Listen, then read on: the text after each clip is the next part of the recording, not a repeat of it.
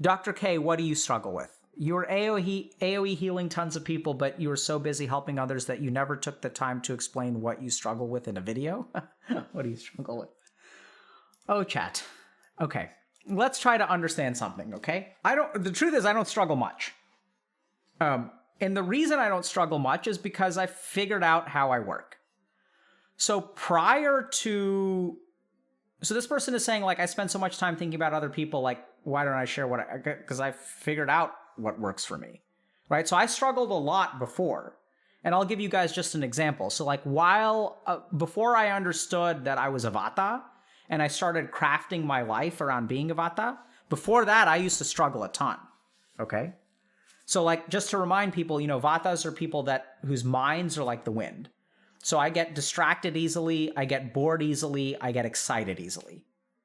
And what I found is that like, that was really challenging because the world does not support people who are creative, distractible, excitable, and like shift, right? The world, our current society is structured to support people who are like focused, driven, ambitious, and like consistent. That's what matters to people, right? Like if you look at school is about 8 hours a day, followed by studying. A degree is gained over 4 years. And so when I went to college, like I got super excited about stuff.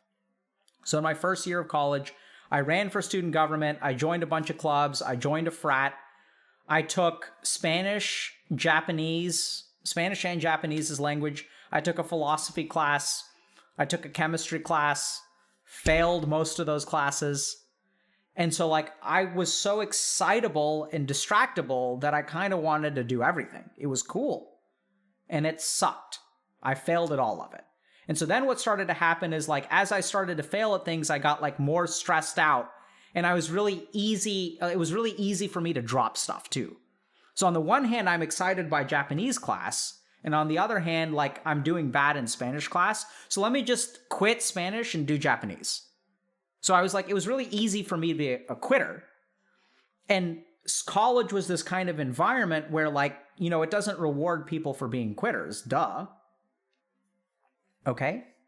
And so for a long time I struggled, and like I struggled bad and was like, I imagine super depressed in retrospect. Like, felt like I was failing life and stuff like that. And then I went to India. Like, so this went on for 2 years, failed a bunch of classes, had like a 1.5 GPA or something. Managed to pass something here or there. So it wasn't like a 0, but like got a couple of C's, a D here or there, maybe a B. I don't think I got a single A in my first 2 years. So then actually, there's one piece of the story that's missing. So then as I struggled, I went to my dad and I asked my dad, I was like, hey, like, I need help. Actually, I didn't ask him. He was like, you're doing too many things. You need to stop doing stuff. So he's like, stop doing student government, stop doing your clubs.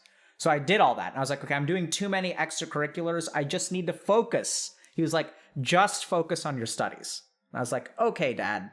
So I cut everything else out. Same result. And I was like, oh my God, I'm so dumb. And then he was like, okay, just focus on your studies. So I was like, you know what? If I can't handle 5 classes, I'm going to take 3. So I cut down to half a normal course load. Same result. And then I went to India.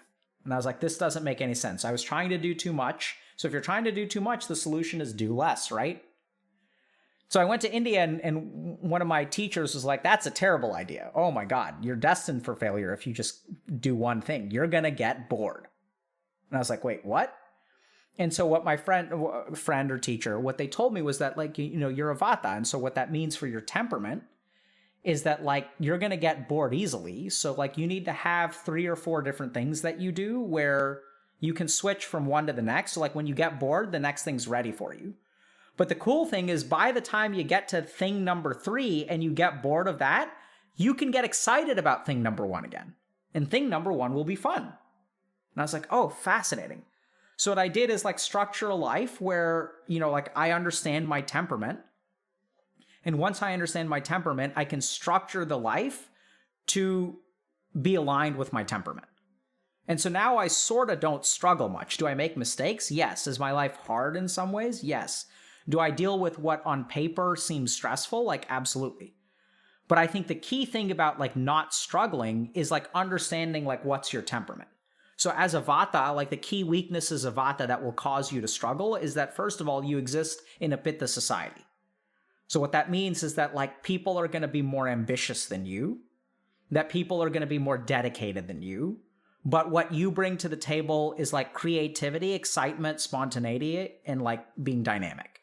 So the cool thing is that like when a crisis happens, Vatas are awesome because they learn fast. So they can deal with things. They can manage a bunch of different stuff coming at you. Whereas Pittas are like, I need a system to deal with this, or this does not work in the system.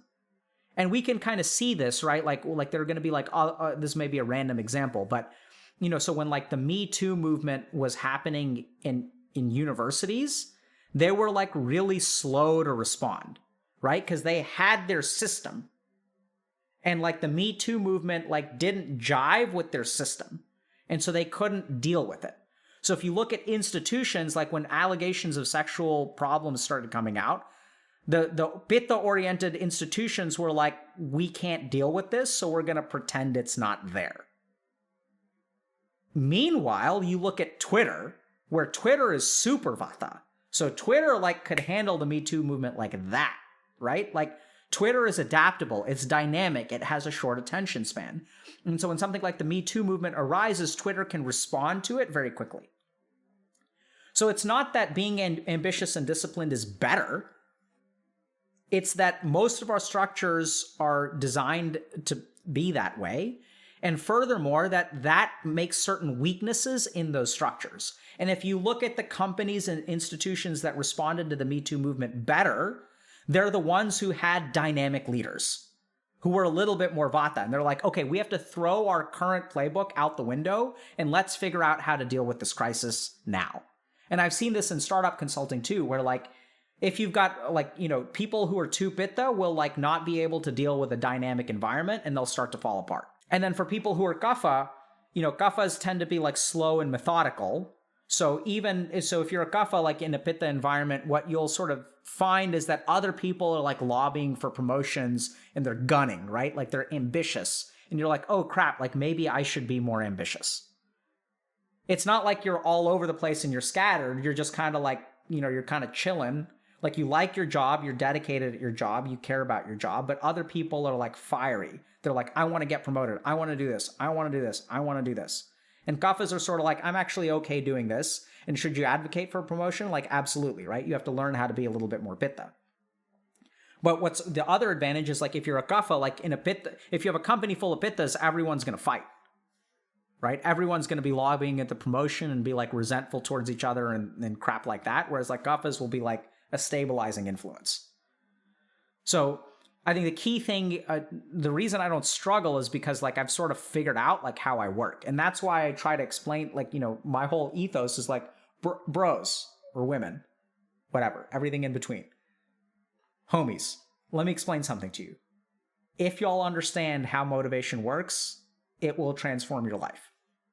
No one explains this stuff. Like the reason I don't struggle is because like I understand, right? I'm not saying I'm special. It's not like I'm brilliant. In fact, I'd say the opposite. The whole point is like what I found in India was that actually this stuff is pretty simple. It's just we don't teach it, right? Like we don't teach this stuff. So if you guys want to struggle, you know, what I'd say is continue trying to be what you're not. And if you want to not struggle, understand who you are, understand your strengths, understand your weaknesses, understand the environment that you're in, and try to tailor your life to adapt to where you are. Right? So this is where, like, as a resident, for example, like, I would write when I was on call. So other people will be on call, and I was like, this is cool. I'm here for 24 hours. Like, I can see a patient, and I can write. And so, like, I wrote, you know, 80,000 words over the course of, like, 6 weeks. And wrote a nonfiction book about video game addiction. And it was like, just did that in 6 weeks. So that's something that a Vata can do. Now, you ask me to write something like, you know, Game of Thrones, and like, I don't have, like, it takes a Kapha to write Game of Thrones, and like, GRRM seems pretty Kapha to me. It's like this long marathon of like, I can't write that. I can spit out a book in 6 weeks, but it's going to be random. It's going to be all over the place. And it's like, you don't know what you're going to get. Which is why Twitch is perfect for me. It's like, y'all are chatting at me and like asking me all these random questions and my Vata mind's like, sweet, let's do it. It is so much harder for me to teach at Harvard Medical School than it is for me to teach on Twitch. And so the reason I don't struggle is because I teach here. This is what I'm good at. Whereas, wait, you wrote season 8? Oh, I wish. Actually, if I had written season 8, I think it would have been better. Right? So like early chat is right. It's random, dude. Like I'm good at randomness. Like you can give me RNG. Would you say most people in Harvard are Pitas? I don't know. So I do think that if you look at like certain executive leadership positions, I'm pretty sure there's a bias towards Pitta. We should just crowdsource season 8, dude. Like I've seen so many like like it would be better if like the best season 8 fan theory that I thought was like, there was this thing about, okay, I shouldn't say it because spoilers, but okay. So spoilers. All right. If people haven't seen it. So I'm going to talk about this for a second. I'm going to count to 5 and then spoiler free. Okay. 1, 2, 3, 4, 5. So like the Night King, instead of Arya showing up out of nowhere and just killing the Night King, I saw this great thing about how like, like the Night King defeats everyone and then like Jaime Lannister shows up and he's like, you know what they call me? And then the Night King is like, what? And he's like, Kingslayer. And then Jaime gets his fucking redemption arc. He kills the Night. It's like, that's so easy, man. Like, just have Jaime kill the Night King. It's like such a small thing. It fits so much. He's called Kingslayer. You're working on a redemption arc. And he fucking gets crushed by mortar? Like, what the fuck? Like, what? It's like low-hanging fruit. Low-hanging fruit, chat. We can literally crowdsource a better... If we sat down and like we were like, Twitch writes Game of Thrones Season 8, we could literally make something better. Whatever. So I see lots of people saying Jaime sucks. Jaime should have killed Cersei instead of the Night King. Like, what? Like, any of that would have been better than... there's so much character development about like Jaime not being a Lannister and like growing, something, like he's changing, right? And then he just like runs Cersei at the end and they just both die. Like, what the fuck? Yeah, what would be cool though is, I don't know why people aren't writing books, but like Patrick Rothfuss streams, right? He streams. I think we got to get like all these folks like Patrick Rothfuss, George R.R. Martin, and Scott Lynch, and we got to do some like solid coaching with them to help them overcome whatever it is that's keeping them from writing.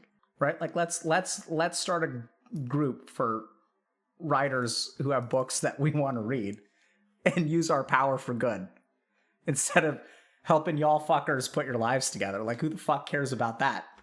Let's get Wins a Winner. Let's get that stuff out there. Like, whatever it takes. We'll teach them how to meditate. We'll teach them how to focus. We'll teach them how to overcome their internal, like fears. Like, because there's a lot of stuff. I've actually worked with successful artists and there's stuff there, right? Like, because success can be like one of the most paralyzing things, because when you're writing your first book, right? I can only imagine, like when you're writing your first book, it's like, you just have to write it for you. It's the story that you want to tell. And we see this a lot actually in our content creator program, is that the bigger you become, the more creatively constrained you become. It's kind of weird. Because then what happens is like, there's something that the people want from you. And the formula that you use to create the first thing was not giving people what you want. It's giving people what was in your heart. And the more successful you become, the more your mind gets caught up in giving people what they want because they liked so much about what was in your heart. And then it gets really, really challenging because it gets hard to access this in here because you don't know if people are going to be satisfied with it. And the more that you start caring about the people, the worse your art becomes. And so it's weird, but it happens and it's challenging. Yeah, so I mean, people are saying like money leads the world and stuff. It's like, it's tough. But I think like as fans, so we have a certain responsibility to this, right? Because like, what do you want from people? Do you want them to give you what they gave you before? Or do you want them to give you what they have to give? And as fans, the more we are able to accept what authors give us, even if we don't like it. Like, and we can say like, hey, I'm glad you tried that. We're glad you gave us this anyway, even though it's not my cup of tea. Like, thank you. It's not my favorite, but I'm glad you did it, and I'm glad you innovated, and I'm glad you tried. I have a weird issue, Dr. K. Lately, when I tune into your stream, when we touch on something that might be relatable to me, I start getting kind of anxious. How do I fix that? You don't fix it. You feel anxious, and then you ask yourself, why am I feeling anxious? Where is this coming from? Right? Like, you understand it. Like, this is the thing. If you guys want to not struggle, understand. Right? Think about like all of the games that you play where you don't understand the mechanics, and like what happens? You struggle. And once you understand the mechanics, it's like, oh, this is how this works. So I play some Dota, and I'll tell you that the place that I struggle the most is Dota. And the reason I struggle in Dota is because oftentimes I don't understand it. Right? Like, why is this carry doing this thing? Oh my god, I can't believe he's doing it. Oh my god. This carry is so bad. This is so bad. Everyone's so bad. And I don't understand. I don't understand the greatest revelation, chat, the greatest revelation. I'm the one who's bad, chat. I'm the one who's bad. And once you begin to understand that, oh, I should have been doing this. Oh, the reason that like we lost this game is because their supports were stacking camps and I wasn't. The more you understand, the less you struggle, and then you start winning games. It all comes down to video games, chat. All lessons of life can be learned. So what should you do when you come in here and you feel anxious? Let yourself feel anxious. What's up with that? Don't try to make it go away. Try to understand where it's coming from. That's the biggest problem of our society today. We're so hell-bent about trying to make things go away instead of understanding where they come from. If you talk about like, you know, like I'll see this a lot. We just love to hate whatever the hate of the week is. We hate something every week as a society, you know? And it's like, I saw this a lot. Like I still remember like talking to, so when Trump won the US election in 2016, like people, you know, in my residency program were very upset, which is understandable. A lot of people were really upset. And like, everyone was talking about, like, everyone loves talking about how Trump supporters are idiots. But, like, my point is, like, do you guys get that, like, a bunch of people voted for this guy? And, like, what are they thinking? You can't just call them stupid. Because there's something there that is causing these people to vote for this person. If you guys really want, like, things to change, we need to understand those people instead of calling them stupid. And we see the same thing. It's like, oh, my son is addicted to video games. He's such a waste of space. It's like, try to understand him. That's what we tell our parents that come to our program. Like, we'll get this often where parents will be like, my kid needs to be in your coaching program. And I'm like, does your kid want to be in my coaching program? No, he doesn't. Why do you think your kid needs to be in our coaching program? Because he's wasting his life. Okay, so like, we're happy to take him if he wants to be there, but if he doesn't want to be there, we won't take him. What we'd love to do is take you. He's like, I don't need coaching. He's the one with the problem. I'm like, okay, in my experience, the parents who think that way are the ones that benefit the most from our coaching program. And like half of them will be like, no, I don't need nothing. It's my kid that's the problem. And the ones that show up are transformed in 12 weeks. They're like, wow, I never realized. Yes, that is why you were struggling. And once you realize, the struggles will stop.